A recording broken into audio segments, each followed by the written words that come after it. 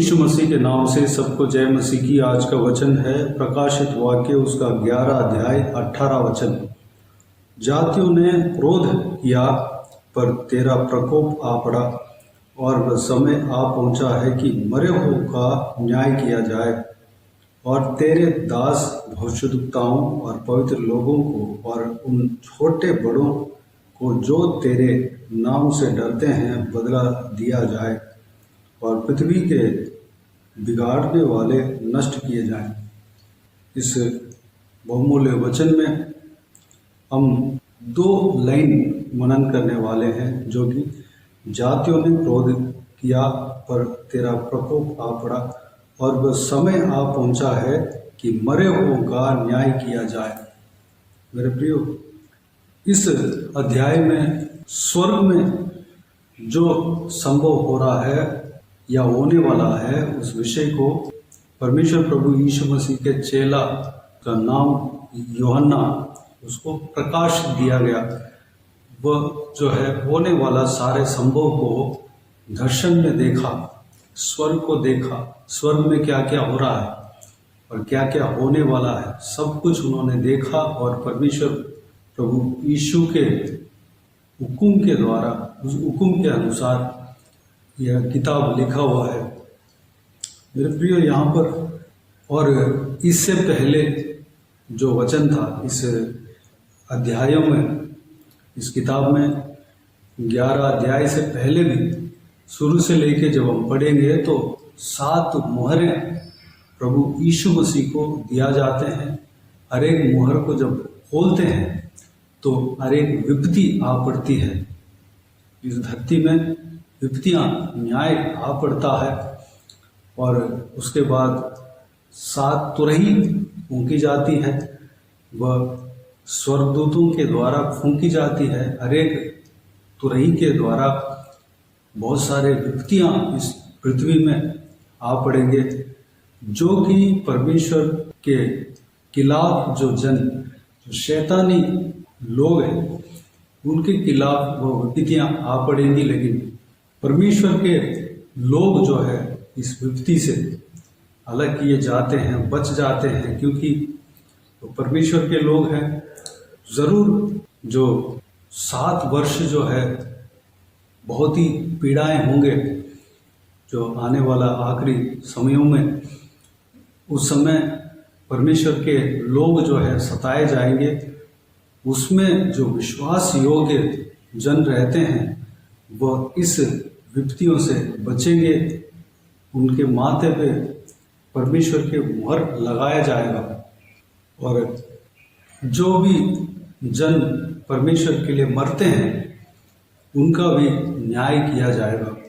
इस अध्याय में 15 वचन से लेकर जब हम पढ़ते हैं तो 7वां तुरही फूंकी जाने वाली है।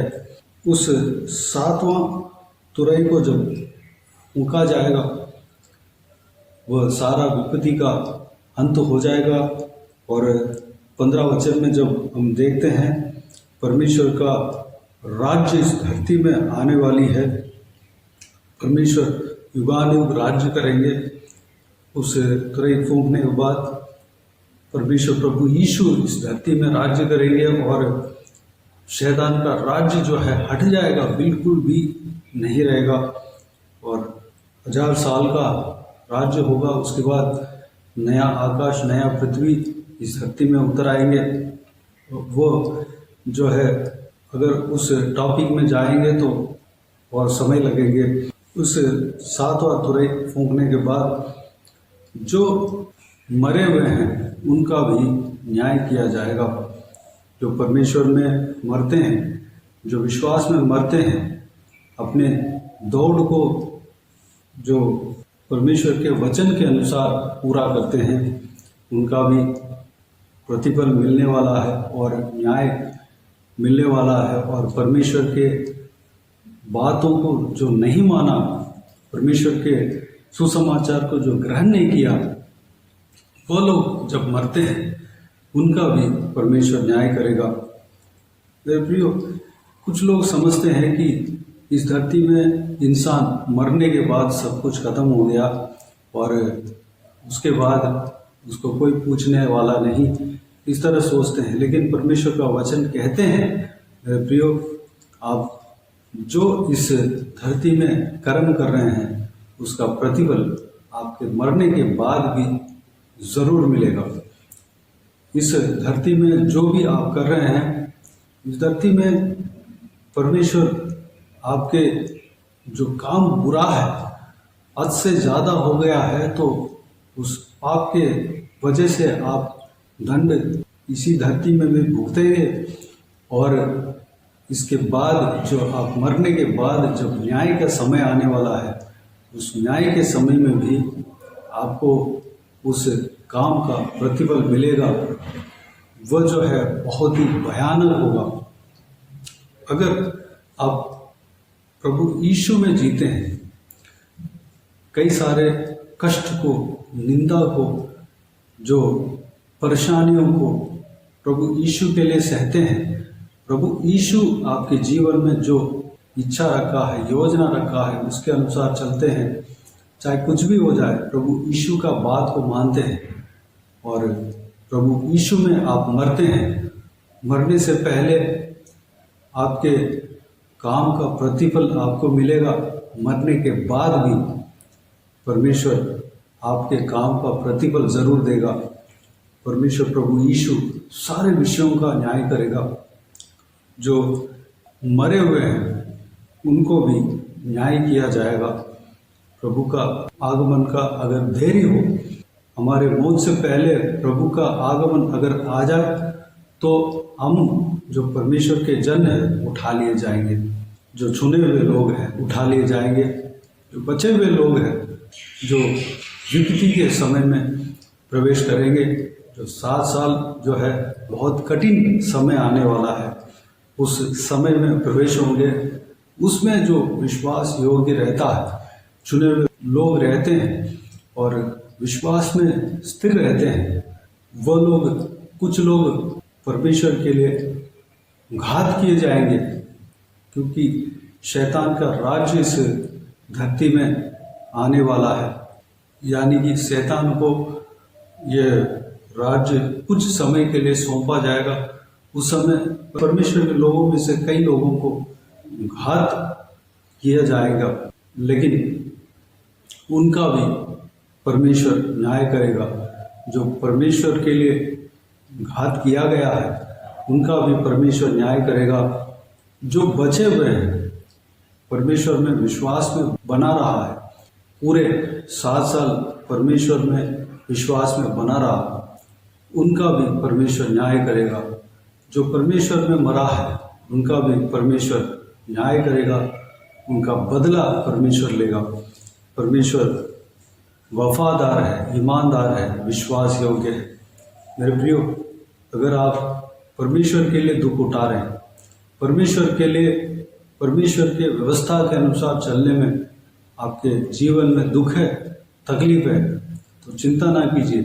परमेश्वर आपके लिए न्याय करेगा, आपके कर्म का प्रतिफल जरूर देगा।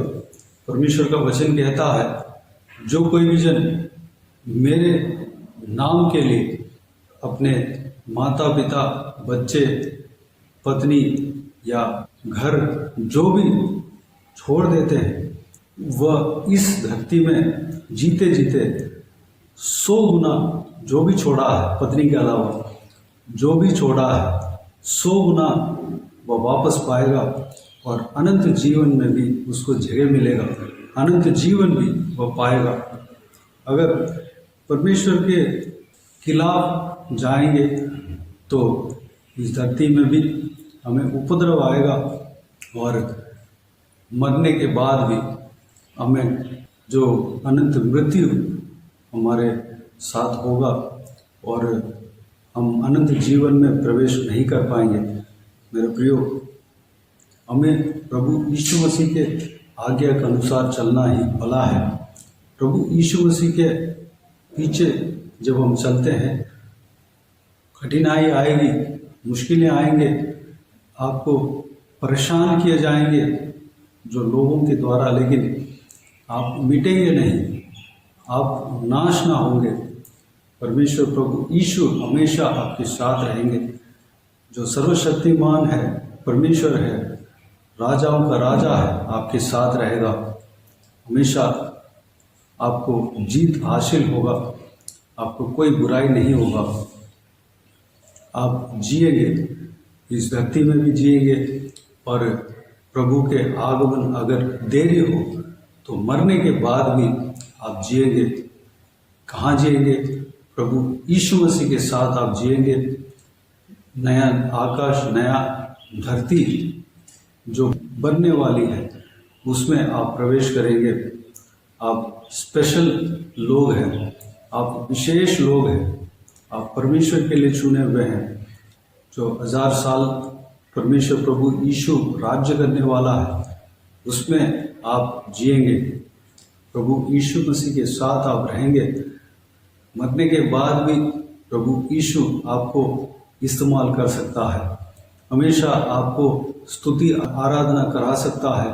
आप परमेश्वर को, यहोवा परमेश्वर को, जो महिमामय परमेश्वर है, नातिकाल से अनंत काल तक जीने वाला परमेश्वर, उनको हम स्तुति आराधना करते रहेंगे, धन्यवाद करते रहेंगे। ये जो हमने जो पढ़ा है 17 वचन से लेकर 18 वचन तक, इस वचन को जो 24 प्राचीन हैं, जो परमेश्वर के पास सिंहासन में बैठे हुए थे, उन लोग इस वचन को कहते हैं।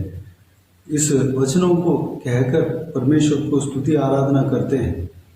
मैं इस वचन को पढ़ना चाहूँगा, 16 वचन से लेके मैं पढ़ना चाहूँगा। तब 24 प्राचीन जो परमेश्वर के सामने अपने अपने सिंहासन पर बैठे थे, मुंह के बल गिरकर परमेश्वर को धन्यवाद करके यह कहने लगे, हे सर्वशक्तिमान प्रभु परमेश्वर जो है और जो था, हम तेरा धन्यवाद करते हैं कि तूने अपनी बड़ी सामर्थ्य को काम में लाकर राज्य किया है।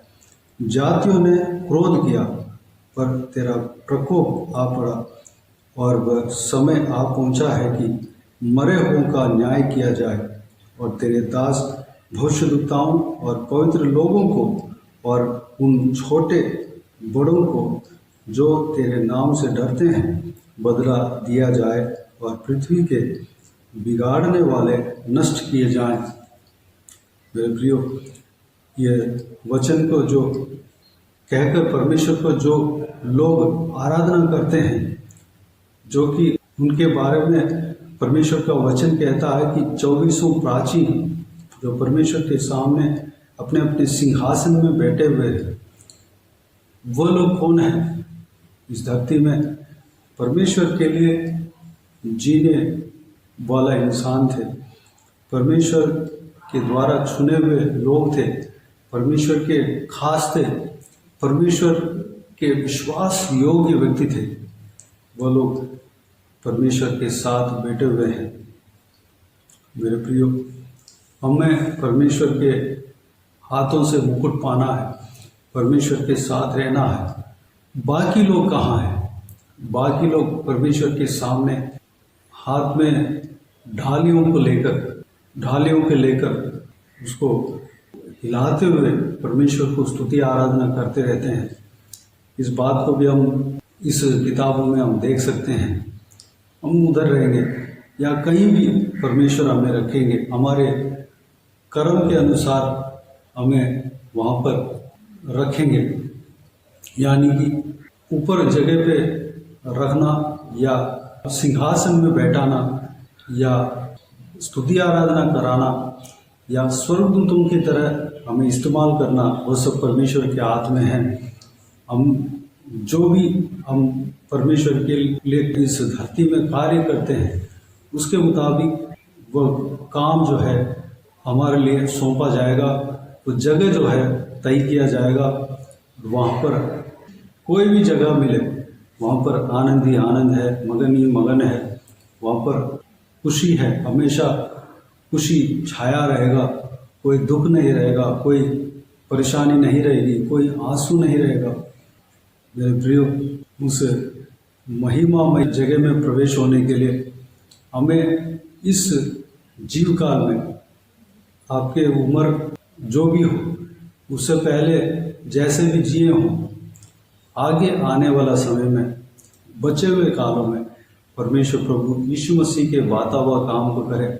जो भी आपने पाप किया हो, परमेश्वर के खिलाफ जो भी कार्य किया हो, परमेश्वर के सामने घुटने टेक कर मान लें और माफ़ी मांगें, अपने आप को दीन करके नम्र करके परमेश्वर के हाथों में समर्पित करें।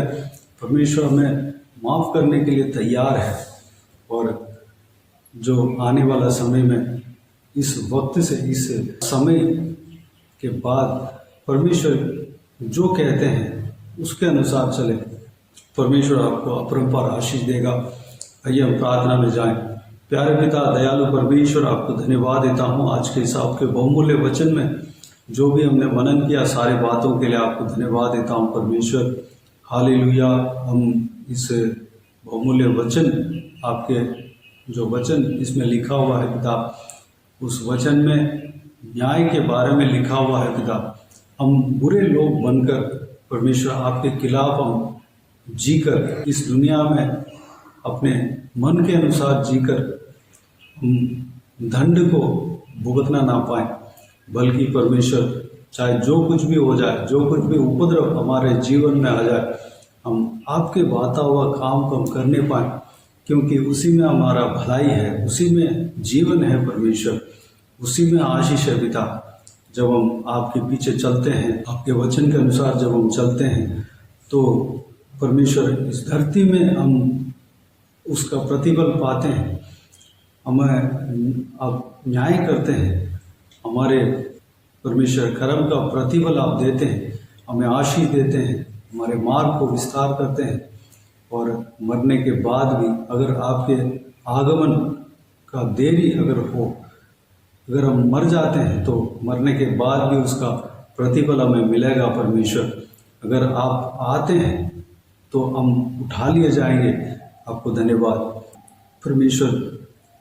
हमें इस धरती में आपके आगमन के बाद नहीं रखना परमेश्वर, हमें उठा लेना पिता। धन्यवाद। उस उपद्रव के काल में हम प्रवेश न करने पाए पिता, अनुग्रह देना। हालेलुया। हम आपके विश्वास योग्य इंसान बनने पाए, आपके जन बनने पाए पिता, अनुग्रह देना। बाकी सारे बातों को आपके हाथों में सौंपते हैं। इस वीडियो को देखने वाले हर एक जनों का जीवन में इसी तरह कार्य करना पिता। हम सब आपके हैं परमेश्वर, हम सब आपके मार्ग में चलने पाए, आपके वचन के अनुसार चलने पाए पिता, अनुग्रह देना। हालेलुया। जो कोई जन इस वीडियो को देखते हैं उन सभी का जीवन में कार्य करना, हर एक का जीवन में आप कार्य करना पिता। किसी को भी कोई भी कमी घटी ना होने देना, भरपूर आशीष देना। हालेलुया। कोई भी जन बीमार हो उनको आपके हाथों में सौंपते हैं, उन्हें छूना, चंगा करना प्रभु यीशु मसीह के नाम से चंगा होने पाए। अगर किसी को दुख हो, तकलीफ हो, सारा दुख तकलीफ को दूर करना, परेशानी को दूर करना, आंसू को पोंछना। जिनको जो कुछ भी प्रार्थना का विषय है उस प्रार्थना का विषय का उत्तर देना परमेश्वर। महिलाओं को आपके हाथों में सौंपते हैं, छोटे बच्चों को आपके हाथों में सौंपते हैं, बुजुर्ग व्यक्तियों को आपके हाथों में सौंपते हैं। सभी को सुरक्षित रखना, संभालना, बुराई से बचाना, दुष्ट मनुष्य से बचाना, दुष्ट लोगों से बचाना परमेश्वर। जो कोई भी जन जहाँ कहीं भी जाते हैं, आते हैं, नौकरी करने के लिए, पढ़ाई करने के लिए और बिजनेस करने के लिए, घर के काम के लिए ट्रैवल करते हैं या कहीं भी जाते हैं, मार्केट में कहीं भी जाते हैं, उनके संग रहना। आपके हाथ हमेशा एक के ऊपर बने रहने पाए परमेश्वर, अनुग्रह देना। हमारे कर्म जो है आपके बाता हुआ होने पाए परमेश्वर। चाहे जो कुछ भी हमारे जीवन में हो जाए, आपके बाता हुआ कार्य हम करने पाए, अनुग्रह देना पिता। हालेलुया। इस बात को हम हमेशा मन में रखने पाए कि हमारे कर्म का प्रतिफल हमें मिलने वाला है परमेश्वर। धन्यवाद। सारा दुआ प्रार्थना को सुना, ग्रहण किया, धन्यवाद देता हूँ पिता। हालेलुया। हालेलुया। बुजुर्ग व्यक्तियों को आपके हाथों में सौंपते, उनके संग रहना, सुरक्षित रखना पिता। उनके हालेलुया शरीर में ताकत बल देना, स्टैमिना देना परमेश्वर। छोटे बच्चों को आपके हाथों में सौंपते हैं पिता, उनके संग रहना, सुरक्षित रखना, पढ़ाई लिखाई में आशीष देना पिता। धन्यवाद। बाकी सारे बातों को आपके हाथों में सौंपते हैं। सारा आदर महिमा जलाल आपको मिलती रहे। सारा दुआ प्रार्थना को प्रभु यीशु मसीह के नाम से मांगते हैं, सुन और ग्रहण कर। आमीन आमीन। प्रभु यीशु मसीह के नाम से प्रभु यीशु मसीह का आशीष और अनुग्रह सभी के ऊपर बने रहे। आमीन आमीन। मेरे प्रिय चैनल को सब्सक्राइब करें और शेयर करें। अगर किसी को भी प्रार्थना का विषय हो तो डिस्क्रिप्शन में दिए हुए नंबर पर कॉल करके प्रार्थना करा सकते हैं। हम आपके लिए प्रार्थना करेंगे। आप अपने व्यक्तिगत प्रार्थना में हमारे लिए प्रार्थना कीजिए, इस सेवकाई के लिए, इस सेवकाई का उन्नति के लिए, इस सेवकाई में जुड़े हुए हर एक जन के लिए, हर एक आत्मिक उन्नति के लिए, तरक्की के लिए, आत्मिक आशीष के लिए, संसारिक आशीष के लिए, पारिवारिक आशीष के लिए प्रार्थना करें। प्रभु ईशो आप सबको आशीष दे। इस सेवकाई के द्वारा परमेश्वर आपके जीवन में कार्य किया हो वो भी हमें बता सकते हैं, ताकि हम सब मिलकर परमेश्वर को धन्यवाद दे सके, महिमा कर सके। प्रभु ईशो आप सबको आशीष दे। आमीन आमीन।